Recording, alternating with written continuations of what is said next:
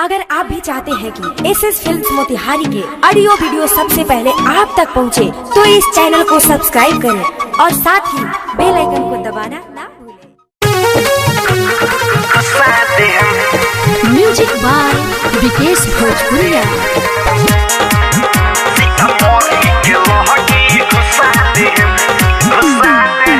आज कमर हिलाबो तू बारात में नोट ले रे छौरी हाथ में। आज कमर हिलाबो तू बारात में नोट ले रे छौरी हाथ में। भाव खइबे तोरा तो भर कुथा देहम, भाव खइबे तोरा तो भर कुथा देहम। सीतामढ़ी के लहगी घुसा देहम, तारा पुरी में लहगी घुसा देहम। मोतिहारी के लहगी घुसा देहम, घुसा देहम, घुसा देहम।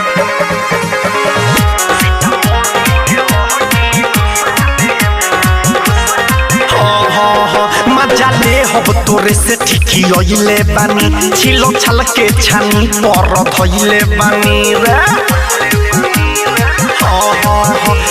ले हब तोरे से ठिकी ओइले बानी, छिलो छल के छानी पर धइले बानी। बोलिए लामु सरन सुता देहम, बोलिए लामु सरन सुता देहम। सीतामढ़ी के लहगी घुसा देहम, साथ बेटियों के लहगी घुसा देहम, घुसा देहम, घुसा देहम। Recording by Pandya films Delhi. Writer Sanjay Sarabi न छोड़बे करी, मुह जोरी करबे तो बल फोड़बे करी।